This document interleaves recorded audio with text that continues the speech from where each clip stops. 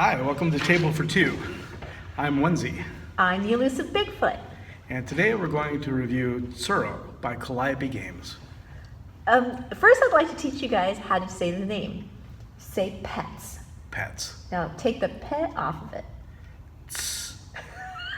Okay. Now that you've me, say Tsuro. Tsuro. And that's how you say it. Tsuro. Tsuro. Okay. So can you describe the game for us a little bit? Yeah.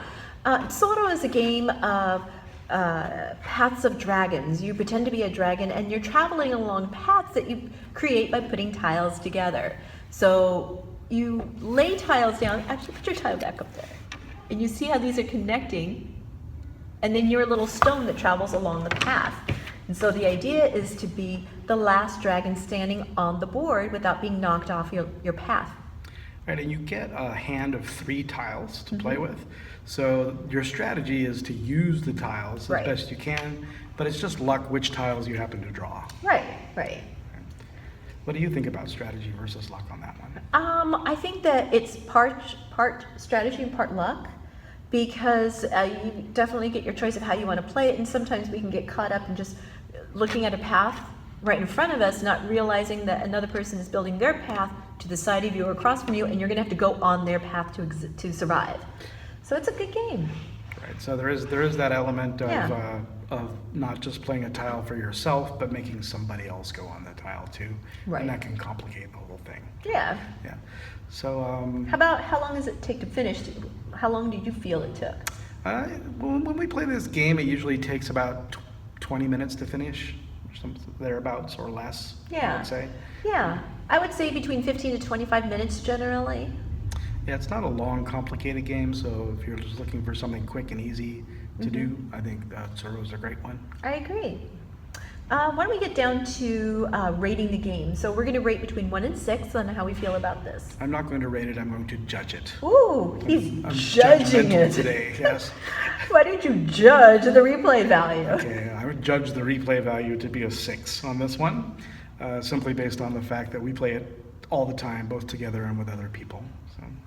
I'm also going to give it a 6. I'm going to give it a really high score because I do think that every time we play it, it feels fresh and new. It's a lot of fun, and I love the little different squiggles. I mean, you can't really cheat by looking at somebody's hand because you never know what direction they're going to put the tile. I mean, you can rotate it 4 different ways, and you never know what combination they're going to go for. How about clear instructions? Did you find the instructions that came with the box were good? Yes, I think because after the first time we read them, I've never read the instructions again. So to me, they were very clear. I give that a 6 too. It's very easy to get started with the clear instructions. I agree. Yep. And what do you think about the learning curve on this one? Well, first I give the instructions a 6. You give them a 6 too, okay? I thought the learning curve was very easy. You know, it's a very low learning curve, so I'm going to give it a 6 for the ability to learn it. I felt that this game was easy to learn, a little bit more challenging to master, but that's part of the fun. What about you, Onezie? I give it a 6. I give it a 6 for sure. All right. So how fun is this game? Woohoo! Wow, that was enthusiastic. I love this game. It's definitely one of our go-to games to play. Yep, I agree. I give it a 6 for fun. Okay. Right. So what do you think about scalability, or how building it up from not just being a 2-player game, but playing for more people? I think that it plays really well for more people. I've played this with 2 people, with 3, with 5, with up to 8 people.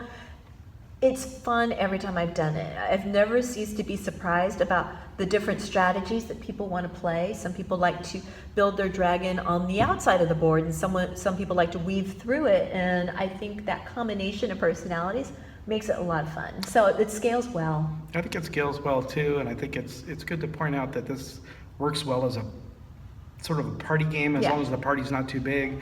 We've had guests over, and while they're waiting for dinner to cook, they've played this game and have fun entertaining themselves. So for scalability, I give it a 6.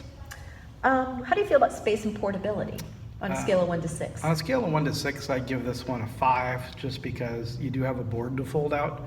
As you mentioned earlier in our discussions, it's about 4 times the size of the box, which, as you can see, covers most of the elusive Bigfoot there, but not quite. No, you can see my So hand. yeah, it sets up easily on a table, but if you were to take this to a restaurant or a coffee house or something like that, it might take up a little bit more space than you wanted to in those environments. All right. I think I'm going to disagree, and I think that it is a 6 in space and portability because even though, yes, it is 4 times the size of this box is not that big. It's smaller than a record album.